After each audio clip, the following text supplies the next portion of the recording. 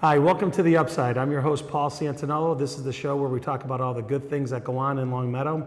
We're going to take a little divergence from that today and talk about politics. My guest today is Robert Rizzoto. Rob is the political reporter for the Republican/Mass Live. Yep, that's correct. Right. So thanks for coming in today, Rob. Oh, thanks for having me. You're welcome. Today we're going to talk about everything political. So we're going to put it all on the table today. I have no doubt that in 10 years from now, Rob will be somewhere in Washington or something reporting on politics. He's going to get a call from me and he'll say, Paul who? So this is my one shot. But Rob is, I've had conversations with Rob in the past about different things going on politically. We have a great mutual friend who's been a frequent guest on the show, Tony Signoli. We'll get Tony on before the primary. Hopefully we can get you, the two of you on, because then we'll go for like about 3 hours. And so what we're going to talk a little bit about today is just politics in general. I just before we were on camera, you and I were talking about some of the apathy that seems to be going on. And we have, in our area, we have a district attorney's race, which is unusual because, you know, Mark Mastriani just became a judge, and typically DAs, they tend to stay in there for 2, 3, 4 terms or so forth. We have a governor's race, primary on both the Democrat and the Republican side. Primaries for the on the Democrat side for the lieutenant governor's race. Yep. And then we have state Senate seats that are open or being run for both in a couple of districts, 2 or actually 3 districts locally, somewhat locally. So some pretty heated and contested races, and pretty much you wouldn't know there was elections going on right now. Yeah, there's an awful lot of races going on, flood of candidates, if you will. Yeah. You know, on my side, I'm trying to balance, you know, covering all the different campaigns as much as humanly possible. And I think a lot of the apathy we might be seeing this far could just be timing. I think folks are, I know it was 2 years ago, I think they're still exhausted from 2012. We had, you know, the presidential race, high profile, Scott Brown, Elizabeth Warren Senate race. I think that really sucked the air out of the room as far as politics goes. I mean, you saw that in 2013 with the special election for the Senate, there wasn't much interest, especially compared to 2012. But I think as we get closer to, you know, the fall, late summer, I think we'll see more and more people, you know, paying attention to what's going on politically. Okay. So, and I think so. I agree with you. I think it's a time of year. I think people. It's funny because I think with everything that's going on in the country today, whether it's the immigration issue, the IRS scandal, and I get a kick out of that. But I'd like to see us try with the IRS that I lost my paperwork. See how well that works for us. I was about to file, yes, and just my computer crashed, and I'm sorry, folks. But I think a lot of that, there's a lot of stuff coming down the pipe on the national level that it seems to, especially in the media, overwhelm the local stuff. But the first race I want to talk about is on the Democrat side for governor. You have Martha Coakley. I'm sorry, that was a slip of the tongue. You have Martha Coakley polling fantastic, but Steve Grossman wins the convention. What is that? And then you have Berwick, and I can't think of his first name, but Don Berwick, and it seems like the 3 of them are now kind of coming together. And that's going to be an interesting primary because you have Coakley with the great name recognition. Grossman, though, to me is like the middle of the road candidate. And I don't know how that's going to play, though, in the primary. What are your thoughts? Well, I think what you're seeing there, especially with you know, Coakley doing so well in public polling, but Grossman taking the Democratic convention, I think it shows that there is no clear front runner within the Democratic Party. Martha Coakley has the most name recognition, so I think she's doing very well with the public, who, like we said at this point, isn't terribly interested in the governor's race. The Democrats are not sold on her. Part of that might be, you know, her stances and values. Another part of that might be 2010 and the United States Senate race that she lost to Scott Brown is not that far in hindsight, especially the folks that worked very hard on that race. I think that probably plays a part in some people's minds. Maybe they're reluctant to support her once again, especially in such a high-profile bid. But Grossman he's doing well amongst the Democrats. As a treasurer, he's been very active. He's been all over the state. He spent a lot of time out here, so people know him, especially the local Democrats. He's at those events. You know, they've gotten to know him over the past few years. Don Berwick, very interesting. You know, he kind of came from out of nowhere. You know, he's a former administrator of the Centers for Medicaid and Medicare, and he came right through the door with kind of these very progressive, far left ideas that are super popular with a lot of the very liberal Democratic base. He's said that he's willing to explore the idea of a single-payer healthcare system, in which there's a single insurance pool run by the government. He's willing to look at that as a means towards saving money because our healthcare costs in this state are, they're through the roof. And that really went a long way toward kind of boosting his candidacy with the very liberal part of the Democratic base. So you see these three candidates, and they each have their own line of support. And I think that it's going to be a very interesting primary season, let alone when we get to the actual general election. Yep. So is there potential, do you think, for the winner of the Democrat primary to have less than 50% of the vote? Yeah, I think so. You have, with these three candidates, each has their own kind of very passionate following. There's a certain group of people within the state that are diehard supporting Martha Coakley. I've seen people that we thought were going to support Coakley go to Grossman. And then you have your section of the population, a lot of the very active, the activists, they are all for Berwick. Yeah. And I think you'll definitely see a split vote. I don't think there's going to be any one overwhelming winner as far as the three goes. Somebody will definitely take it because that's the system we have. But they each have done very well to this point, and I think they each have their own following. And then on the Republican side, Mark Fisher sued to get onto the ballot. Yep. He lost by, I think they said 6 votes at the convention.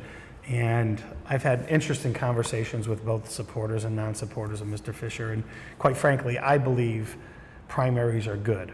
I think for Charlie Baker's sake, he needs someone to call him a liberal. And I think it actually, in Massachusetts, that might boost his credibility that, someone's going to go up and say he's a liberal. And, but I think it also helps, I think it on both sides, a primary helps you, refine your message, and it not just that you play to the people, because you got to be careful in a primary of what you say, and you don't want to be, have that commercial come back to you, and whether you're right or left, and have it come out in a general election. But what do you think about that race? I know, Mr. Fisher supposedly has the grassroots. Everybody claims to have grassroots, right? Yeah, that's a very popular tagline these days. And I don't know, and I think we've lost the definition of what grassroots is, but I think, Mr. Fisher claims to have those, just like, Berwick on the Democrat side, then he's more having the far right vote, so to speak. But he's on the ballot, and there will be a primary. And what are your thoughts on that? Does Charlie have to have two different types of messages in the primary and then in the general? Well, I think that on the Republican side, for the Republican primary, I think it's much more difficult for them both as candidates.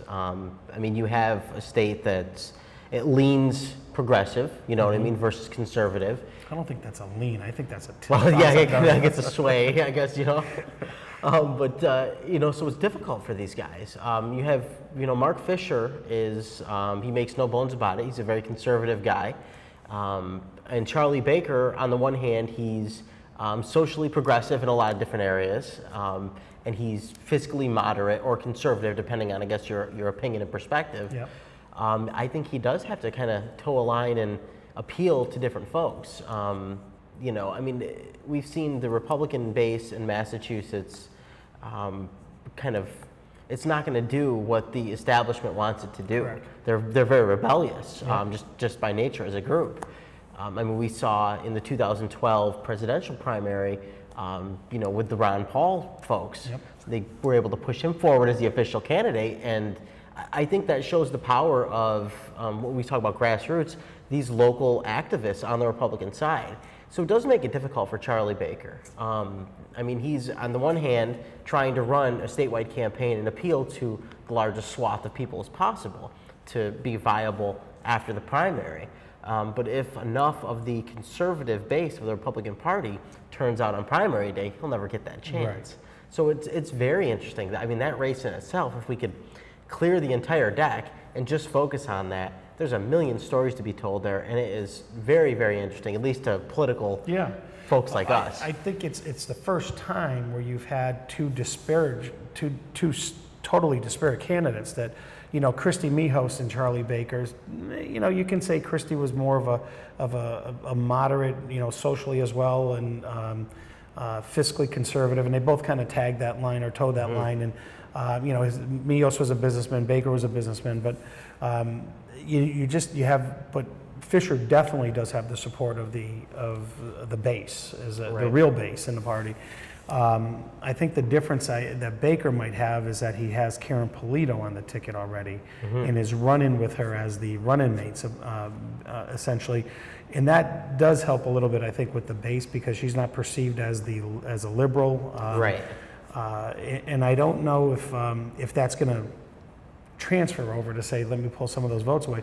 Ultimately, though, does it always still come down to money? Because Baker's definitely going to have the war chest where I don't think Fisher is. Right. I think that definitely plays a huge part. There's no denying the power of money in politics. It is what it is, and it's becoming more powerful every day. Baker has the cash, and Mark Fisher does not. And that does play a significant part.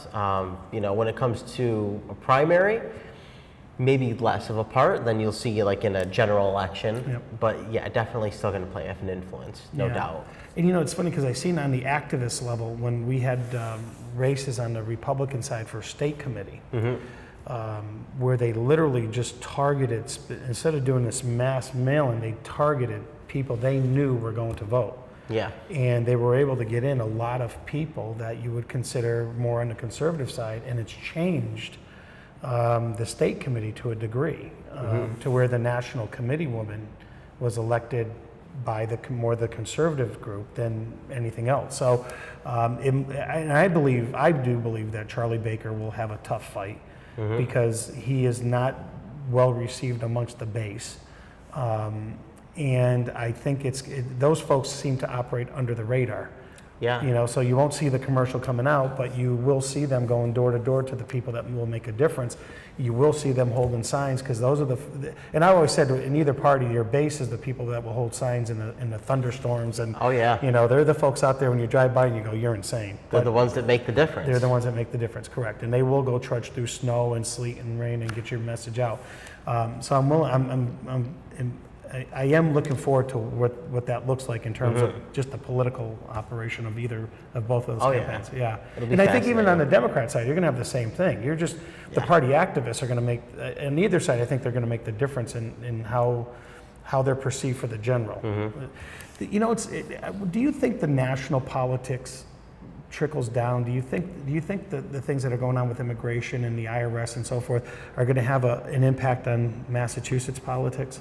I think they all do, but probably to varying degrees, topic by topic. I think that, on a larger scale, kind of big picture, I think when you see Washington so polarized, it turns people off to politics, and it can have a negative effect on just how they feel about their local races. Maybe they'll care a little bit less. Yep. Maybe they'll pay a little bit less attention to the commercial, to the person that comes to their door, to the mailer.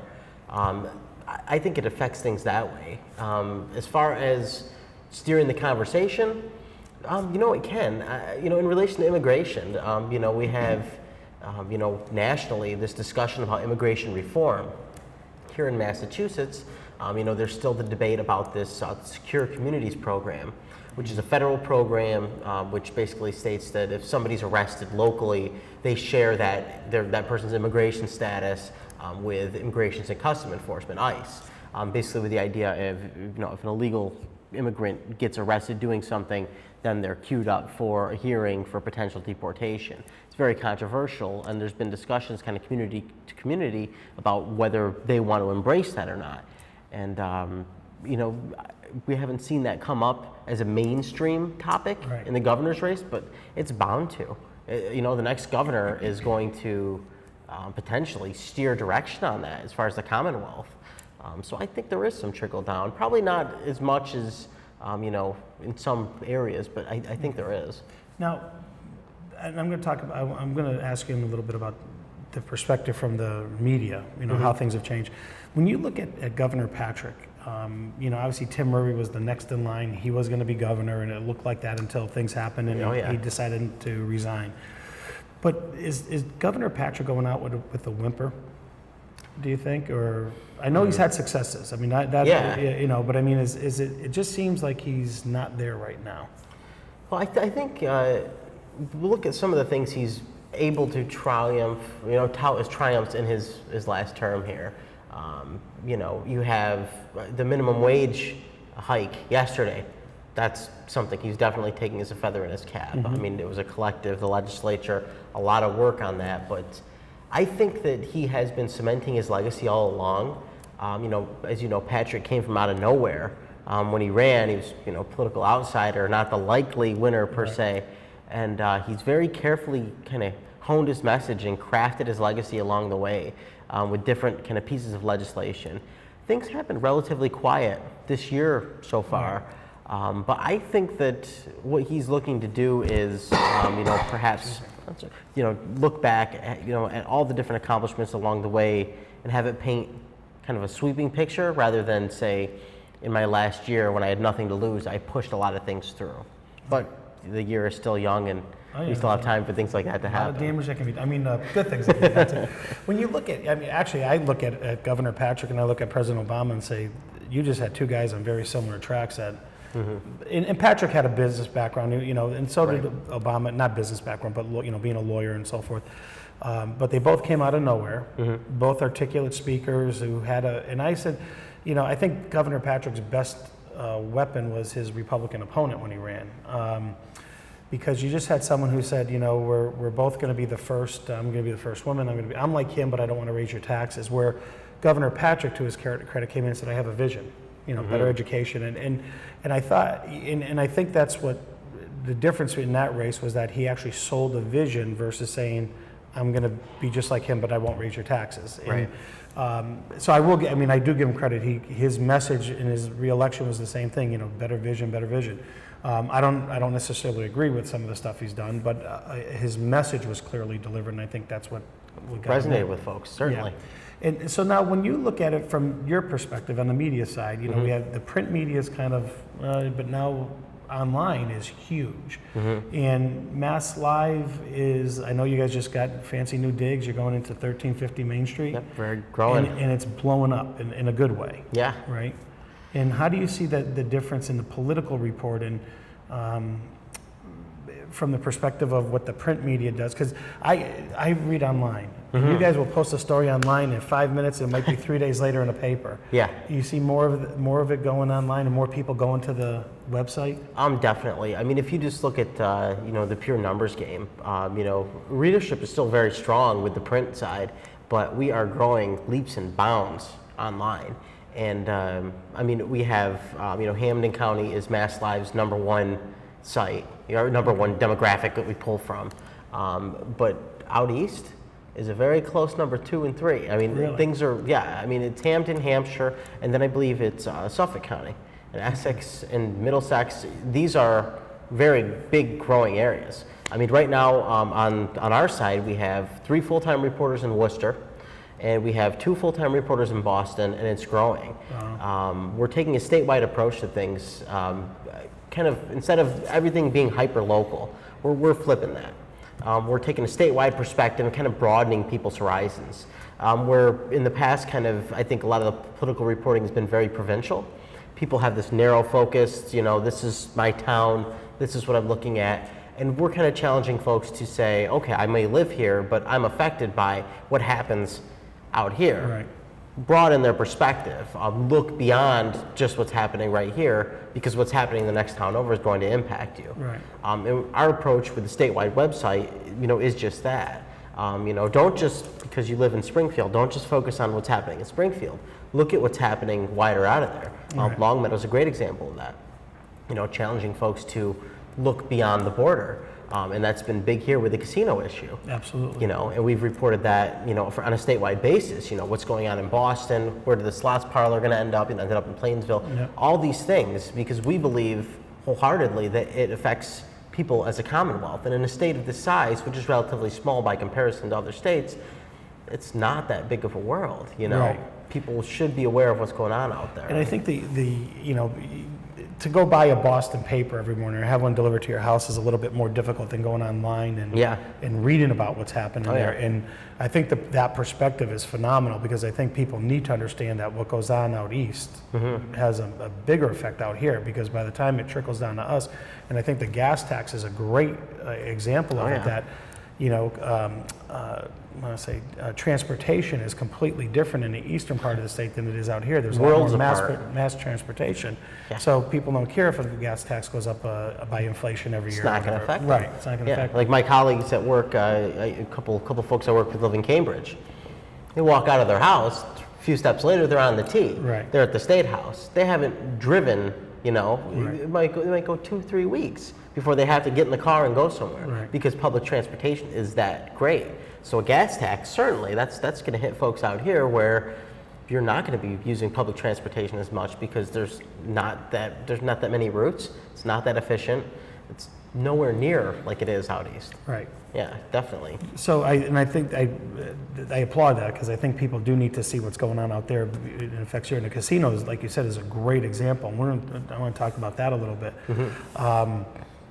I just think that the Supreme Judicial Court ruling that says we can put that on the ballot and throws everything up in the air. I just It really I don't know if I does. owned a casino, if I want to break ground, don't break ground. I know that's what they're dealing with right now. Yeah, they are. I mean, it's very interesting. From a political reporter stance, it's like, oh boy, here's another election I have to look at now. Right. It really kind of upended everything this Tuesday when the Supreme Judicial Court ruled that the ballot question, giving the voters the chance to decide the fate of the casino law, will proceed.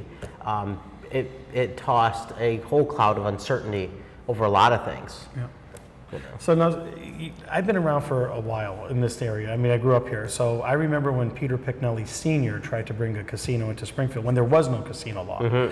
So you talk about putting the cart before the horse, but he was willing to lead the charge, and it failed in Springfield. Don't you think the voters or the legislature might have thought, hey, let's put this to the initiative on the ballot for the voters to decide? And I know Boston doesn't necessarily think that way. Right. But I think I put a lot of this, and the blame on the legislature. First of all, we missed the boat by about a decade of getting a casino somewhere in Massachusetts. Not only were we late, but now we put the cart before the horse, to where we wrote a law that then had to be kind of tampered with by the Gaming Commission. And I say that they had to interpret things in that law. It was kind of leave it up to the Gaming Commission and vet these things out. And they've taken quite a long time in terms of going through this process. And I think all of that has affected. Now you're here, and MGM was just awarded the Springfield site a couple weeks ago, maybe. And now there's just Tuesday, like you said, the court comes down and says, well, wait a minute, you might break ground, but come November, you might not have a casino. Yeah. I mean, we kind of did things almost backwards, it seems like. Yeah, it seems like, with our state, with how strong, getting things, referendums and ballot votes, it's a very popular way to move things along here in Massachusetts. And something as polarizing, perhaps, as the casino law, maybe would have been better suited, to, have some type of more public interaction ahead of time before they signed it in 2011. And then perhaps we wouldn't be in this cloud of uncertainty now. But I guess hindsight's 2020, and you're right. I've just never seen anything like this, where you have the state has money in their budget. Yeah. I know the city of Springfield does. I'm sure the other communities do too, but the city of Springfield has. Like they're already planning for this casino money. It's in the FY 2015 budget, which starts, by the way, in about a week. Yeah. And that's dangerous. Not dangerous. Ooh, dangerous. I mean, you're playing with fire. But I like I said, if I'm a casino company, on one hand, I don't know, do I break ground, not break ground? And you have to, because you can delay your construction by 4 or 5 months in an opportune time like this. But I know it's not just the money in the budget, but it's all these other things that go on with construction, which is the inspections of them. How do you plan to have the right staff when you're building a megaplex? It has everything to do with every other building in downtown Springfield, for example, including the one you're housed in. Is Definitely. what it'll it's do a butterfly for the rest. effect. Yeah. And I don't know how that's going to come out in November, because I don't know if, I know people are against casinos, and it's kind of split depending on which poll you look at. It's, you're either in favor of casinos or there's not a favorability. I know in maybe in this district it might be a little bit different, but come November, when push comes to shove, I don't think it's a slam dunk. Let's put it that way. That the no vote will win. There's going to be a lot of money spent, and I think people who are anticipating a job somewhere along the line, might stand up a little bit more than they did when it was just a local referendum or something. Definitely, and I think, like you take Western Massachusetts. You have a casino, if things go forward in November, it'll be centered in Springfield, and that impacts all these surrounding communities, some of which were given that surrounding community designation. Right. But there's no doubt it impacts the region as a whole. Right. And I think you have people in those communities are more likely now to say, go to the polls. They are going to vote one way or another based on how they feel it's going to impact them locally. And I think it's still hypothetical in places like Central Mass where there's not a casino. Right. But where the places where it is, I think that's going to be where it's particularly interesting to watch the casino vote, how it shakes out, because people, do they feel their community got a fair deal? Right. If somebody lives in West Springfield and they say, oh, we are so thankful that this casino's coming in because our government is going to get X amount of tens of thousands of dollars, Memorial Drive going to get, Memorial Avenue going to get reconstructed. This is big for folks. That could be a positive for them. At the same vein, they could be saying, oh, that looming threat of that casino just over the river. It impacts them at home. And I think it is going to drive people to the polls way more than a hypothetical, right. See, my belief is that the no people are very emotional already, right? So you signed the ballot, you pushed it. It's a very engaged group. The yes people are kind of the people like, don't worry about it. I'm not going to get involved with it. But now the yes people are, it's a job for me. Like you said, it's a road for me. Yeah. It's a road for my community. It means hundreds of thousands of dollars to Long Meadow and stuff like that. Yeah. But my point is that you saw, one sector already had the emotion going for it, which got them to that drive of the petition. Yep. The yes folks haven't been out there. Yeah. They've been really quiet, even during the referendums. You might have had, in Long Meadow, for example, I think we had 4 or 5 people speak in favor of a casino at a town meeting where you knew what the tenor of the town meeting was before you walked in. But I think if you say, okay, now I'm a company that services it and I've got 30 employees, that I've got to get them out and go hold a sign. That we haven't seen that yet, is what I'm saying. We've seen the no side. Right. We haven't seen the yes side. And I think that's definitely to come. This is big business. People can have very strong emotional opinions about it, but at the end of the day, this is business, and business is going to drive a lot of it. You're right. If you're a small company that is in a good position to do business with a company like MGM, that could make or break your future. Right. That could plan for 3 generations of your family, and that's going to drive people to not just say I have my own stake in it, but they're going to get out there and they're going to be an active voice for the yes vote. And that's why I think that we can definitely expect to see a lot of messaging, tons of commercials, I can imagine. Yep.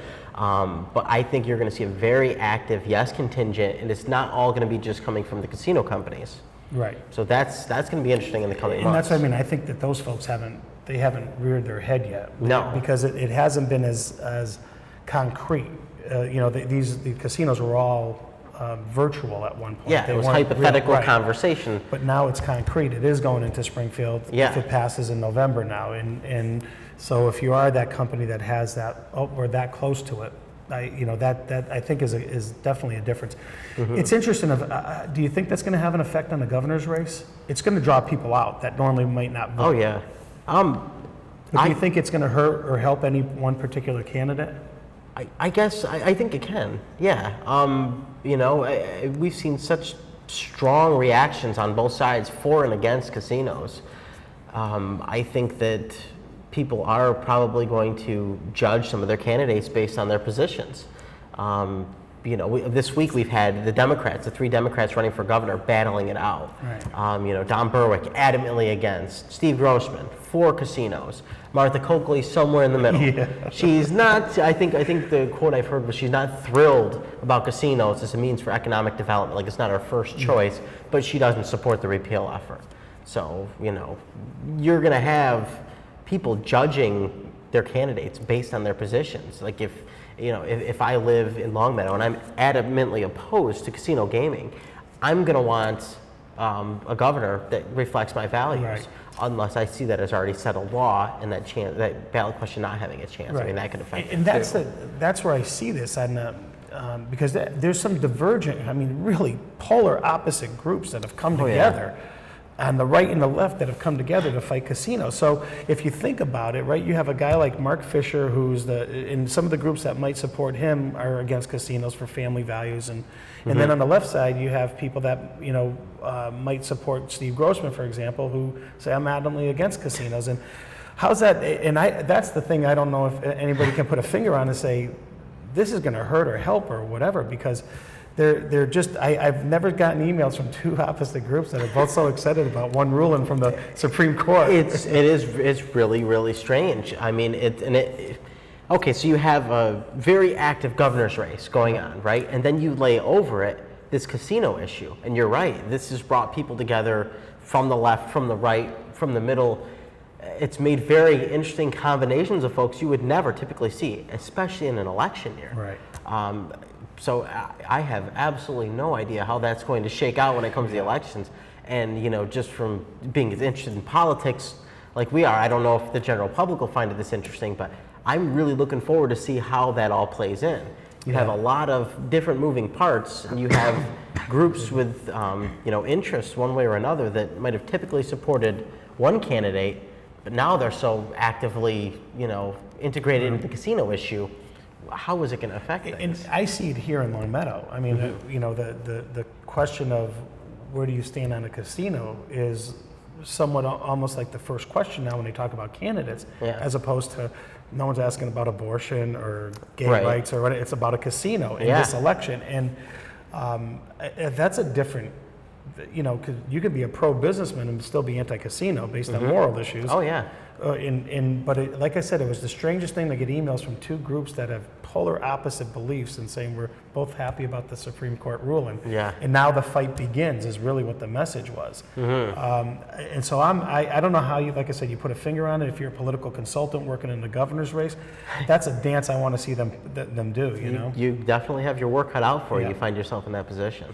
And so when you look at the casino in general, we have, let me go backwards. We have a DA's race coming up, and I know there's someone else covering that for the Republican for the most part. Excuse me, but in Hampden County, it's going to be interesting to see where the independents go.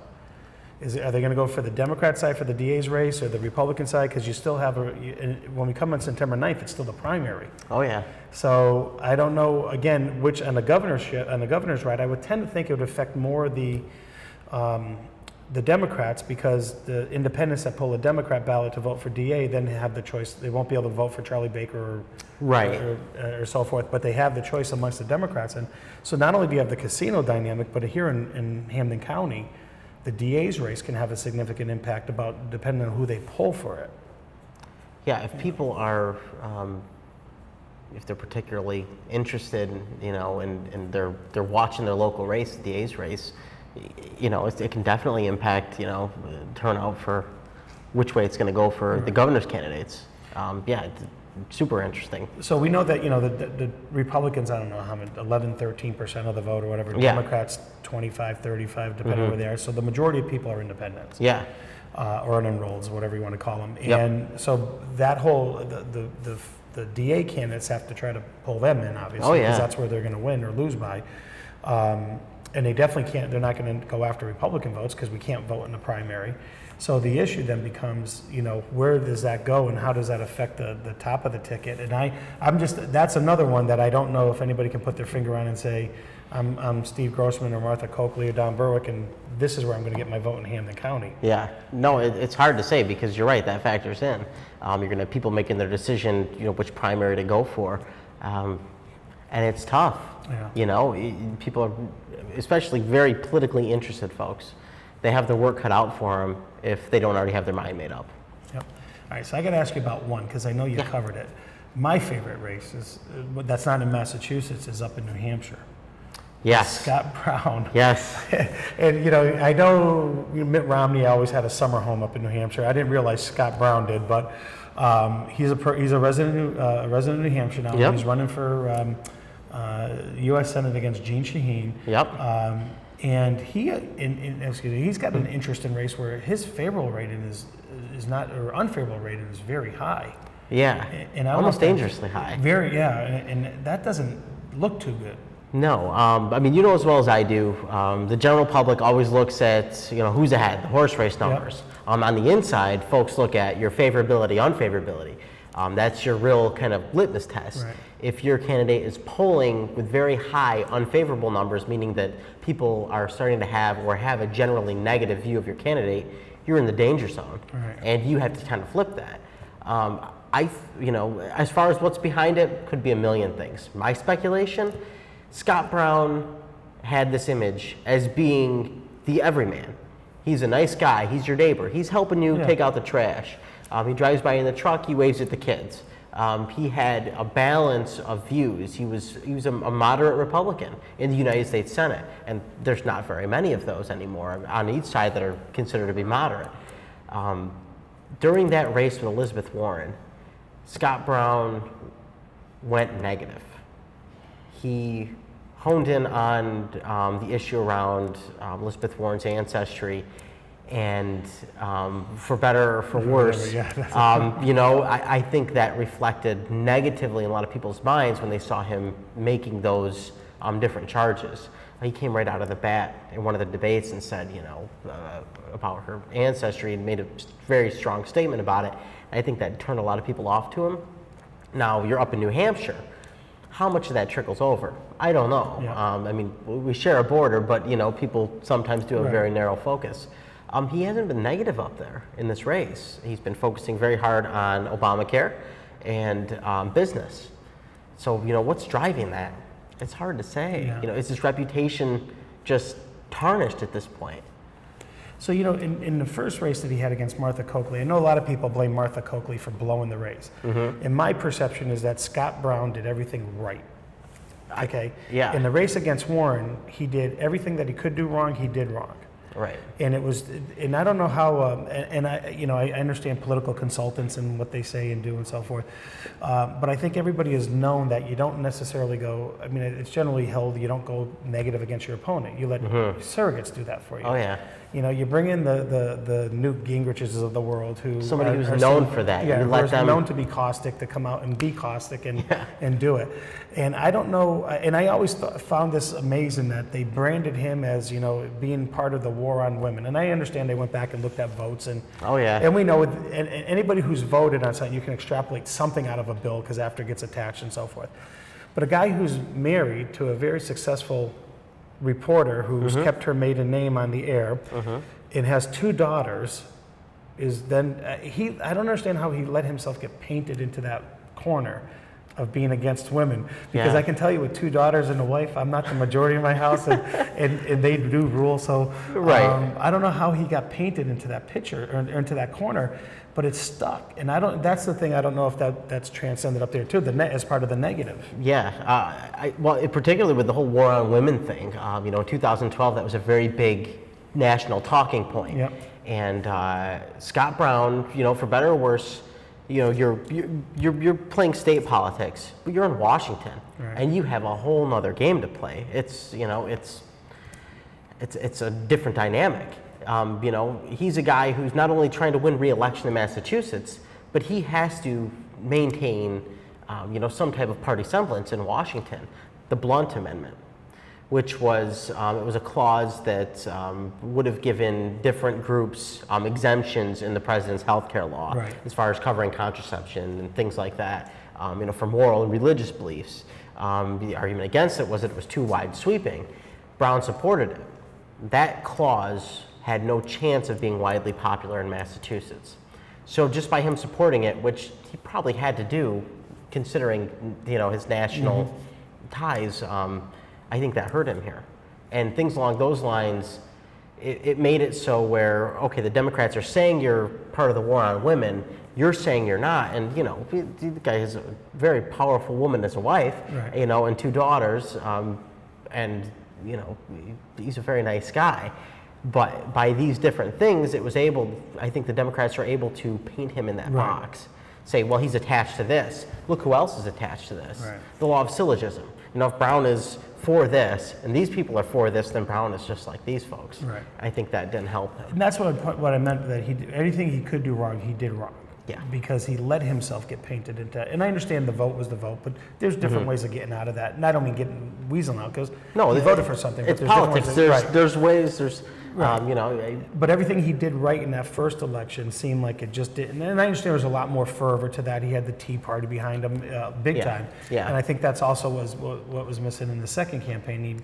By being that moderate in Washington, it hurt him locally. Yeah, with the very strong conservative Republican base this year. Right. Definitely. And so it was but I find that amazing that race is going on up there, and it seems almost like the Warren Brown race here. He's not getting clobbered quite as much for the same issues, but it just seems like he can't get past what was done down here.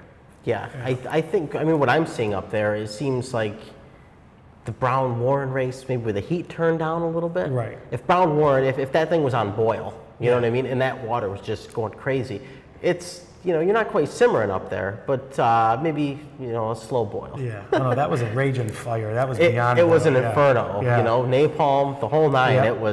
That was something. And what you're seeing up there, I think, is to a lesser degree the same thing. And it's funny. I covered the Brown-Warren race so in depthly. I lived that for over a year of my life. When I watch what's going on in New Hampshire, it's so funny. You see.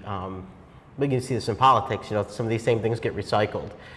You see some of the same talking points on both sides coming out, and it's like, oh, I know this issue. I remember how this went down.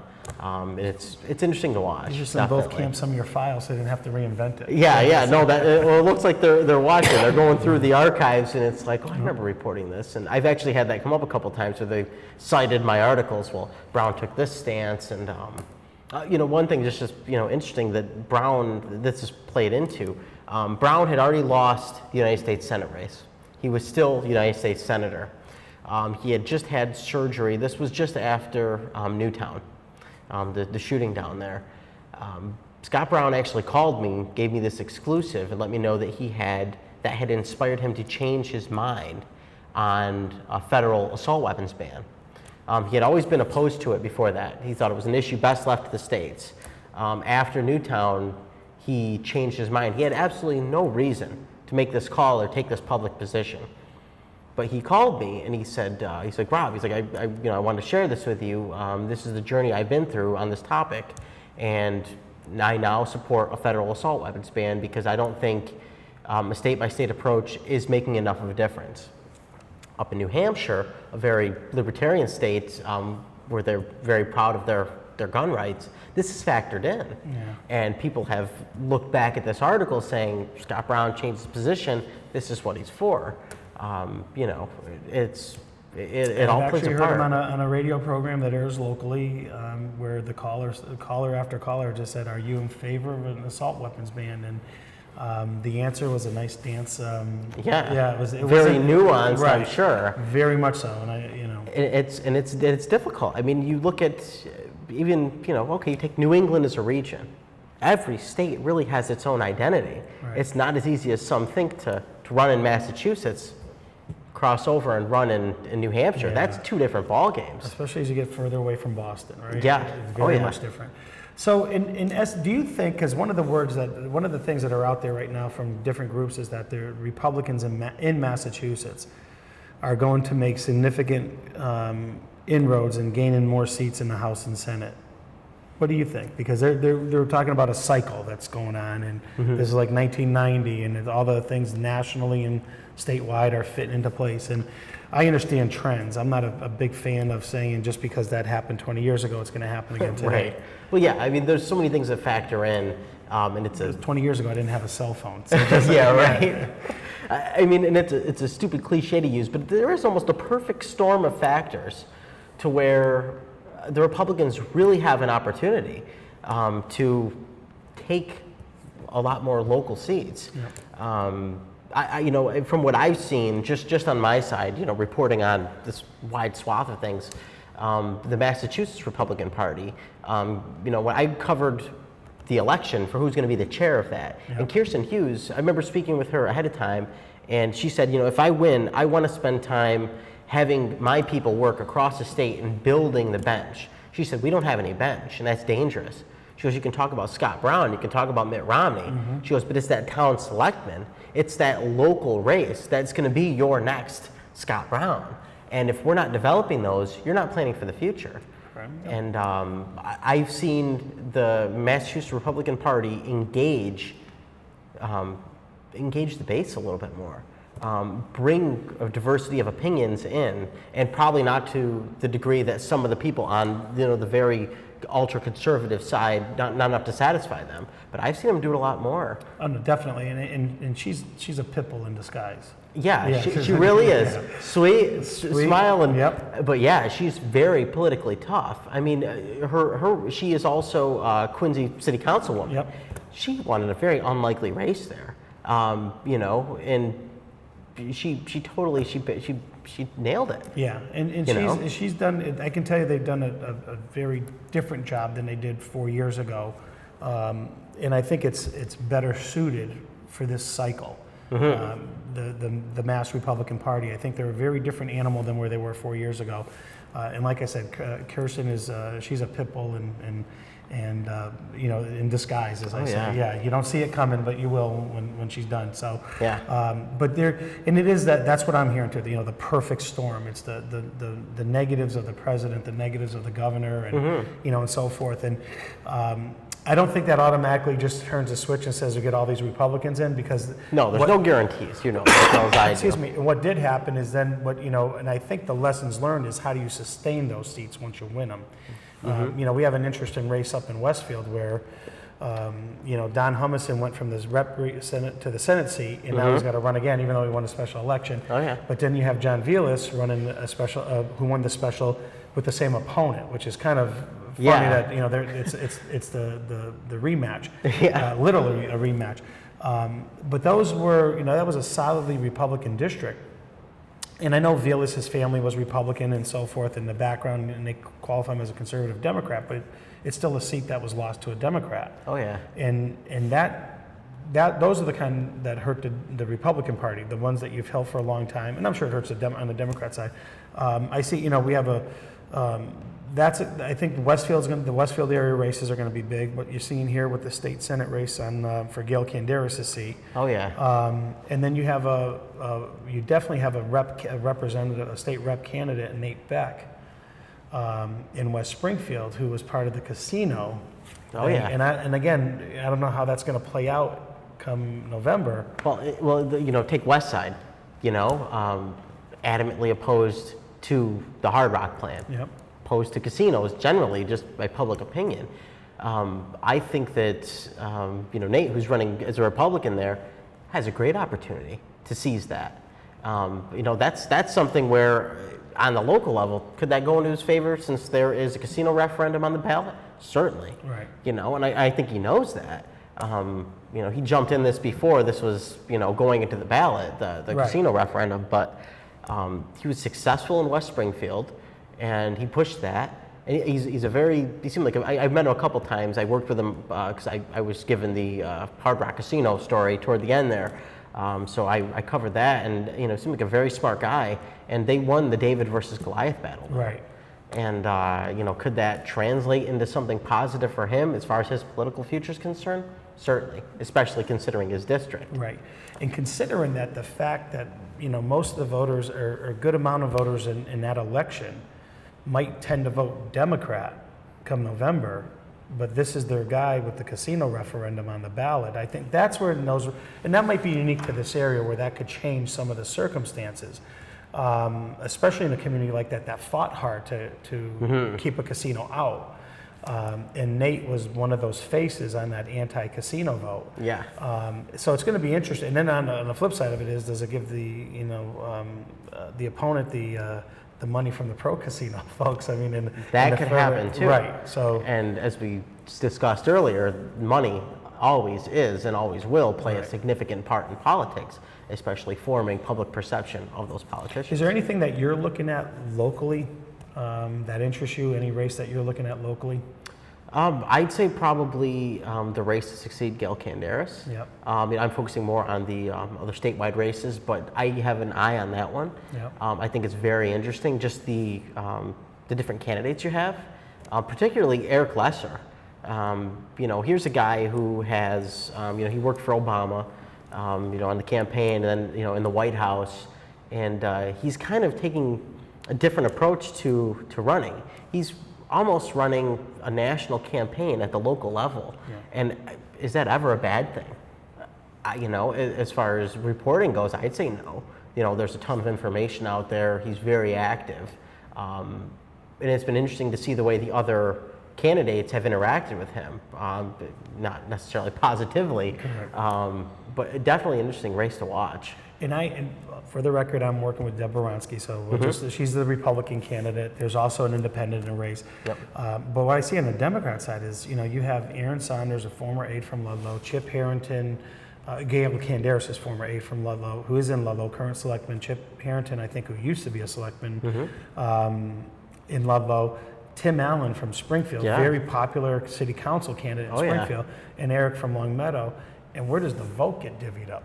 That's what's so interesting. On the Democratic primary side, you have 4 very viable, strong candidates. Nobody's in and of themselves. If there was no primary, they'd be a great candidate. Exactly. On the general They'd be somebody that the party could say we're confident this person has a great chance come November.